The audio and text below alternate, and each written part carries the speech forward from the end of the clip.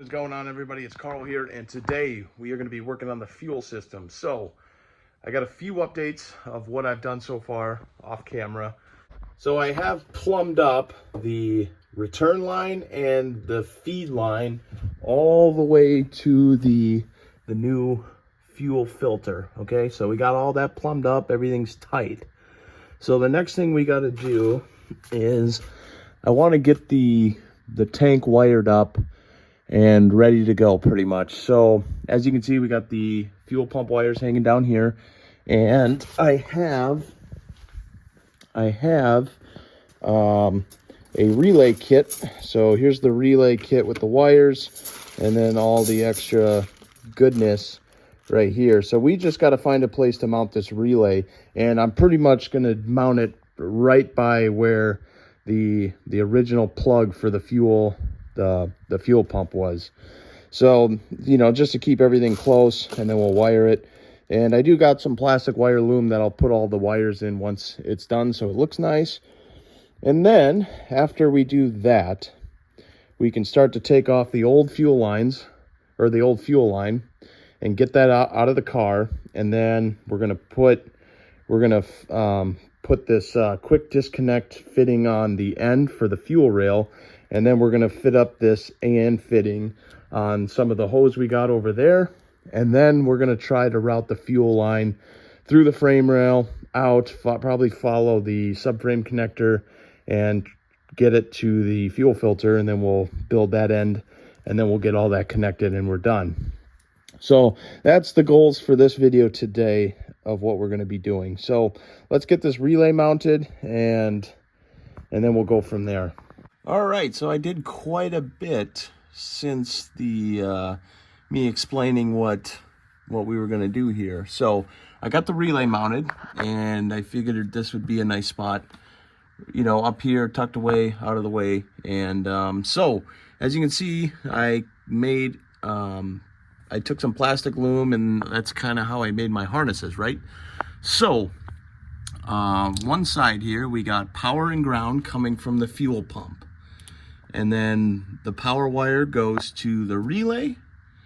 And then the ground follows this harness inside and goes right to the battery, because the battery's like right here. So, you know, I could have had an extra, you know, hole or whatever bolt here and did it that way, but I felt like that wasn't really necessary to drill another hole. And then we got the two wires, power and ground for the fuel level sensor. Since there already is a ground on this, I could have went another ground to this wire, and then I would have had to splice the two in, but I decided I'll just keep them separate, and that way it's easier. And then there was a third wire off this connector, but we are not using it because that was the power for the fuel pump. And so I just got it sitting inside this plastic loom, and that's just a dead end.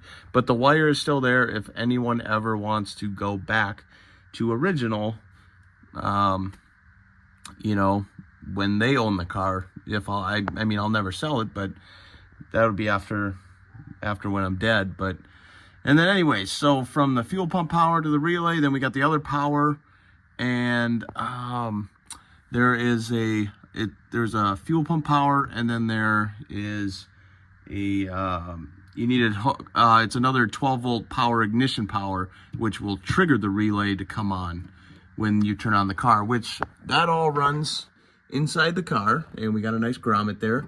And let's go to the outside, or up top I should say, and I'll show you what's going on from there. Oh, excuse my mess. All right, so then we got the wire, the harness coming in through the floor, and we got the one green wire that's going to be a remote power wire that I'm going to go all the way up to the front, right? And then the rest of the harness follows through here. We put a nice little clip there to mount it.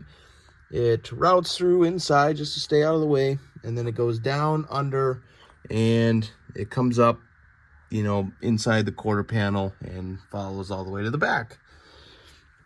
And then also what I did was I had two wires coming from the front. One is a remote wire to trigger the amp to come on, and the other one, what's the other wire for? The other wire is for, I'm trying to think here. I think it was a power wire for the, yeah, let's see here. Yeah, it was a power wire to trigger on the backup camera. So to show you what I did, so I got the remote wire and the backup camera power wire in the same wire harness loom, right? So one loom right here. This is going to be the remote wire and the backup camera. And then right off this other harness here is from the relay for the fuel pump. So we got negative going right to negative here. And then if you look around, I have the power wire, and it has a built-in fuse that it came with for me to install.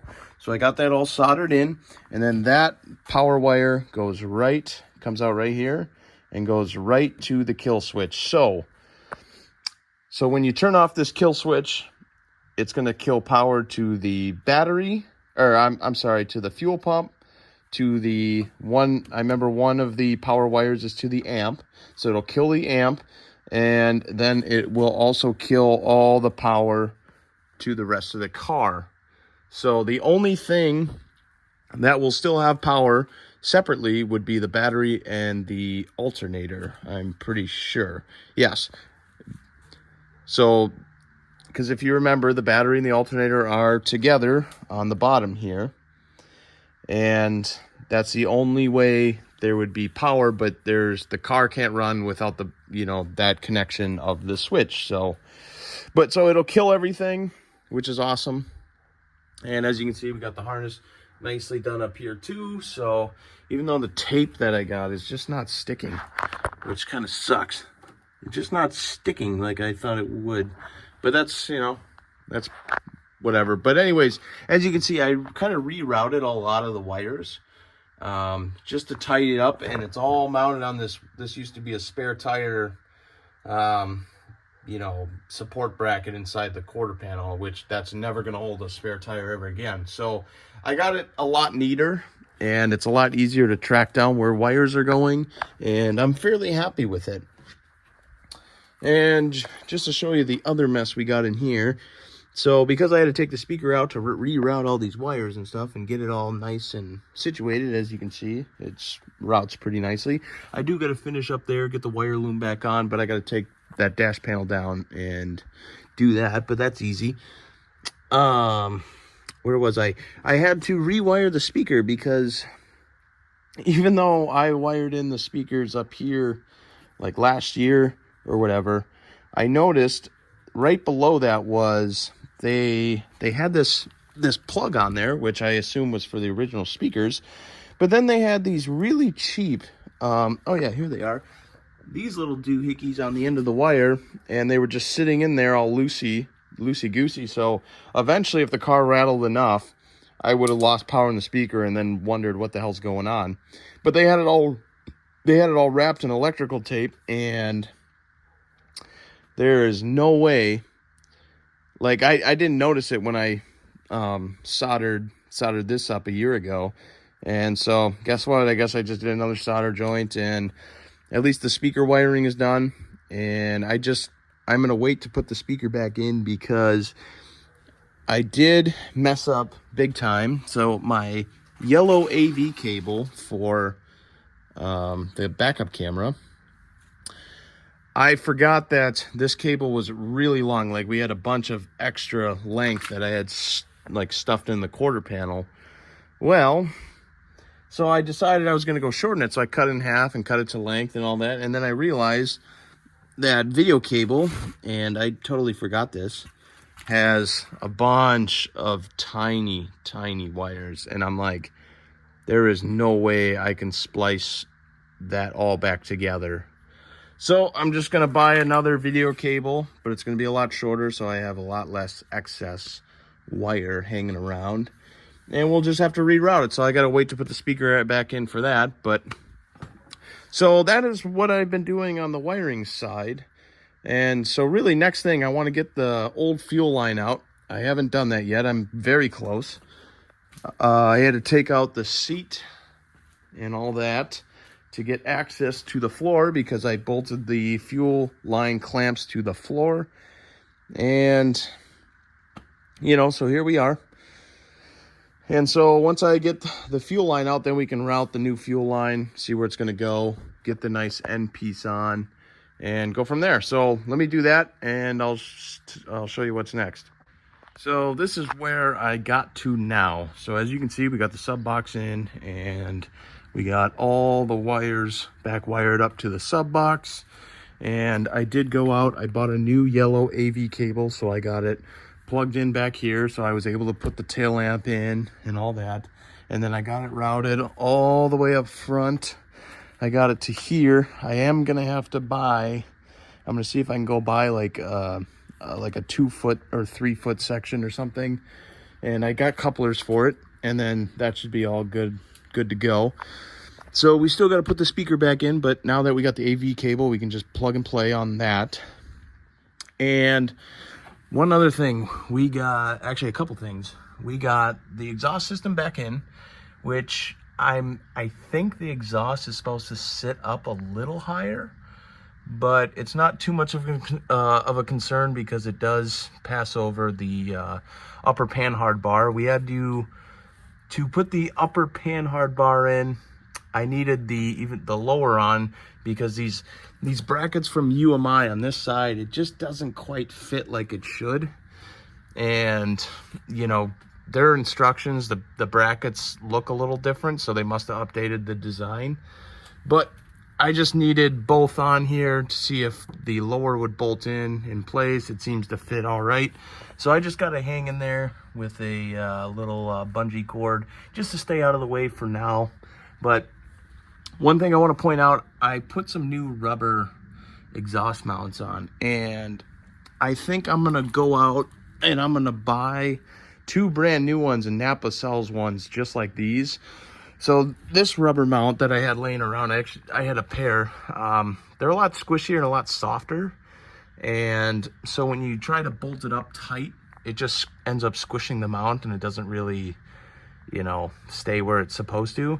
And then these old mounts, they're really stiff. So I think I might go buy the exact same kind of pair and just swap these out, and then maybe the exhaust will fit up there better. And but we'll see down the road. Not a big deal right now. So that is that. We are making good progress on this, and right now what I'm currently doing is I'm assembling the coilovers for the rear. So I supposedly the brackets, the upper mount brackets, you have to bolt the coilover in place and get them all in there first before you do anything, because to tighten up the top part of the coilover is almost damn near impossible when they are installed in the car. So you got to do everything first. And also we installed the lower brackets on the rear end, so that's ready to go. The only thing I am very kind of disappointed about, and I did email UMI about it, but so as you can see, as you tighten down the top bolt on the bracket, it just kind of starts to bend because there's a huge gap. And I told them this is a 3rd gen rear end, and you know, their stock photos don't really show the style of flange that these 3rd gens have, you know. So I'm just gonna roll with it. I mean, the bottom one is torqued to 60 foot-pounds, so I mean, it's not going anywhere, so I'm not really concerned about that. And plus, these will be pretty much temporary anyways, because when you upgrade rear ends, you're most likely going to have to run different lower coilover mounts anyways. So this is just temporary, and but we're making progress. So next video here, I'm going to show you how to assemble coilovers. And there's a specific way you got to do them, and you got to use anti-seize. That is a big deal, because most companies, they will void the warranty if you do not assemble them with anti-seize, and I'll show you why. But thanks for watching, everybody. Sorry the videos haven't been coming out, you know, much more often than they should. We've been really busy, man. I've been just trying to hammer down on this car, get it done.